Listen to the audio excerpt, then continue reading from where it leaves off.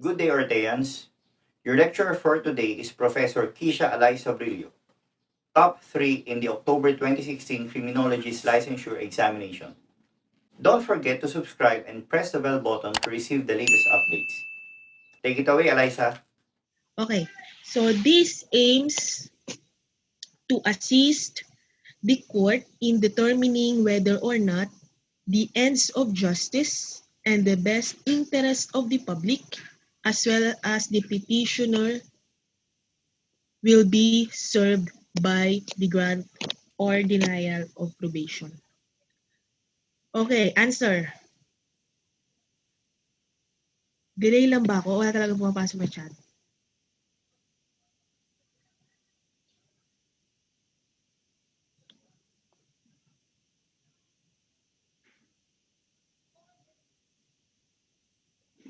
Okay, so walang pumapasok na chat. I think delay lang. Okay. Dalawa pa lang. Pero correct naman, si Teddy and Alexander. Si Rafi. Sige, wait ko yung iba. I-analyze nyo. This aims to assist the court in determining whether or not the ends of justice and the best interest of the public, as well as the petitioner, will be served by the grant or denial of probation. Okay. So, wala nang... Bakit parang paulit-ulit yung pangalan ng mga sumasagot? Sila Raven, sila Rose Ann, Jodeline, Dong, sila Alexander. Kala nyo, hindi ko nalalaman ha. Nami-memorize ko na kayo mga names nyo eh. Naku, pag nasa onsite lang tayo, tatawagin ko kayo. O nagtatawag ako minsan, parang recit din. Pero syempre walang grade. Para maging active din yung yung mga utak nyo. Kesa naman nakatunga nga lang kayo, di ba? Aantukin kayo. O, wala na? Okay. So, ang correct answer ay post-sentence investigation. Okay.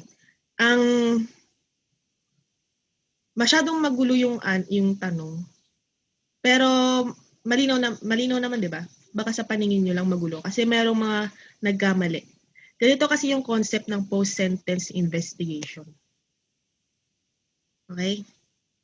Ngayon, ituloy natin yung kwento. Para mas maganda rin kasi pag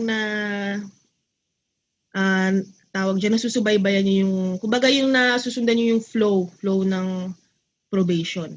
Diba, nag-commit siya ng crime. Diba? Tapos, dumaan siya sa trial. And, syempre, alam niyo na yung sa mga sa, tawag natin dyan, sa mga investigation, sa preliminary investigation na, wag na natin isa-isahin yun. Nagkaroon ng trial, tapos na-convict siya, tapos nasentensyahan siya. Ngayon, ang sentence sa kanya ay not more than 6 years. Okay? I'm sorry sa mga noise. Okay. So, ano na nga yun?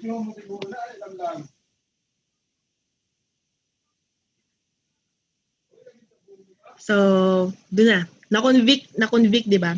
Chat nga kayo kung okay yung dating. Kasi baka mamaya ulitin natin. Okay? Chat pag yes. Ay, pag okay, yes, mag-yes kayo. Okay? So, okay ha, yes. So, ganito. Ano na nga yun? Na-convict, di ba? Na-convict siya, nasentensyahan. As a rule, dapat ha, hindi pala as a rule, talagang dapat hindi lagpas. Hindi lagpas ng 6 years ang inimpose na penalty ng court. Ngayon, final na yung judgment. Okay, final judgment na guilty. Dahil guilty siya, dapat, anong mangyayari sa kanya? Dahil guilty siya, makukulong dapat siya. Dapat dadalhin siya sa kulungan. Kung lagpas ng 3 years yan, dadalhin dapat siya sa prison. Okay? Pero dahil hindi lagpas, dahil hindi lagpas ng 6 years ang penalty niya, meron siyang pribilehiyo na binigay ng batas, meron siyang privilege na pwede siyang mag-avail ng probation. Okay? Saan niya pwedeng i-file yun? Sa korte. Doon sa court na nag-convict sa kanya, doon din siya magpa-file. Okay?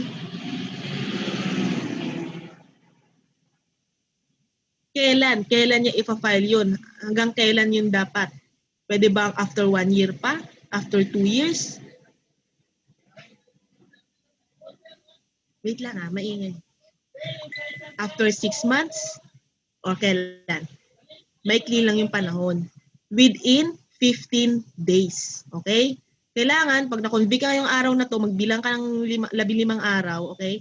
Kailangan ay ma-file mo yon. Saan? Sa korte na nag-convict din sa'yo. Okay? Ngayon, dahil nabigyan ka na ng, nag-file ka na sa loob ng 15 days. Anong gagawin ni korte? Petitioner ang tawag sa'yo dyan ha, hindi ka pa probationer. Okay? Naku, napakahirap talaga ng sitwasyon dito. Magpasensya nila. Okay, so yun na. Ano na nga yun? Tangay na, nakalimutan ko. Yun na, nasa korte na, nag-file na. Okay? Within 15 days. Anong gagawin ni court? Diba? Anong gagawin ni court? Nasa korte na eh. Hawak niya na eh. Ang gagawin ni court, alangan na, syempre hindi naman alam ni court kung karapat dapat bang bigyan. Kaya nga pag may question, kung right ba or privilege lang yung probation, privilege lang yan.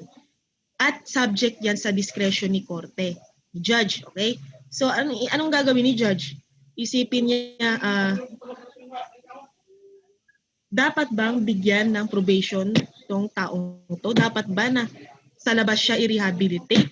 O sa loob ng kulungan? Ano ba mas makakabuti? Kaya nakalagay dito whether or not the ends of justice and the best interest of the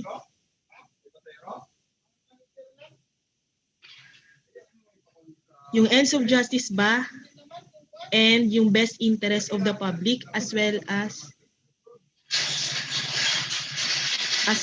the public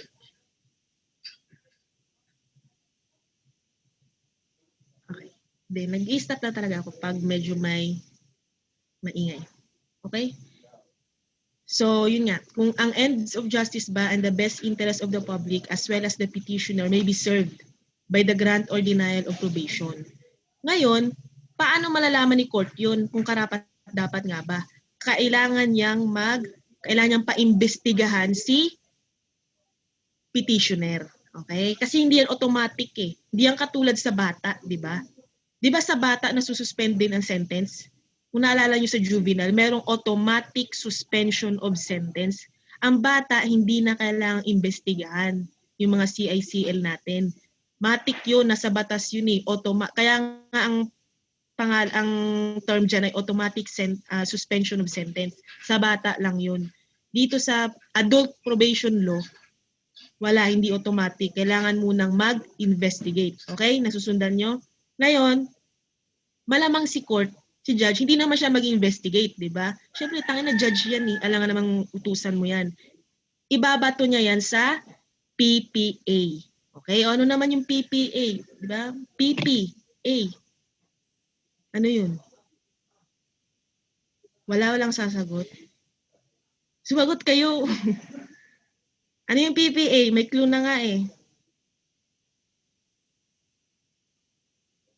Sige, mag-ano lang ako, may A pa. PP lang yung nakalagay sa'yo. Okay.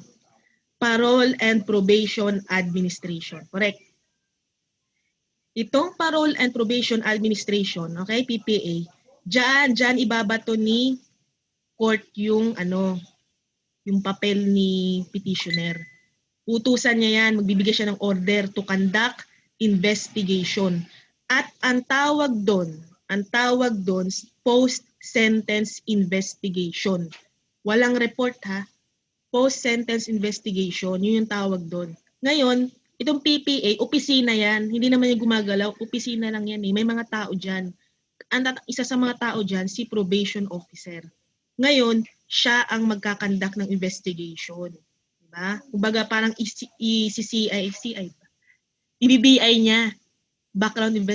I-check niya yung background ni petitioner kung karapat-dapat ba siyang bigyan ng probation. Okay? At kailan? Ilang araw yun? Ilang araw yun? 60 days. Bibigyan ka ni court ng 60 days. Tandaan nyo rin itong mga sinabi ko, nilo-lecture ko, kasi wala namang hindi kayo nag-advance, mamaya makikita nyo rin sa question to. Okay? Mas maganda kasi flow kasi to kumbaga procedure to kaya hindi katulad sa insti, di ba? Kaya kinukwento ko na ng tuloy-tuloy. Okay? So, sana nga tayo na part ng kwento? Ayun, yung papel, yung mga documents ni petitioner nandun na sa PPA, di ba? Na kay probation officer. Magkakandak siya ng investigation sa loob ng 60 days. Tandaan nyo yung 60 days, tinatanong yan. Okay? Ngayon, dapat ay mag-submit siya ng post-sentence investigation report sa court not later than 60 days, okay, from receipt of the order of the court. Okay, yung order ni court na mag-conduct ng investigation. Ang isasubmit niya, yun yung post-sentence investigation report. At ang report na yan, ang magiging basis. Kaya may question din minsan, ano yung basis ni court para i-grant or i-deny ang probation? Ang sagot, post-sentence investigation report. Okay? So, yun yung basis. Ngayon, assuming, ando na nakabalik na sa court ang papers. Nakabalik na. Okay? Nakabalik na ang papers. Ay, naku. Nakabalik na ang papers sa court. Nawawala talaga ako. Okay, sorry, maingay kasi.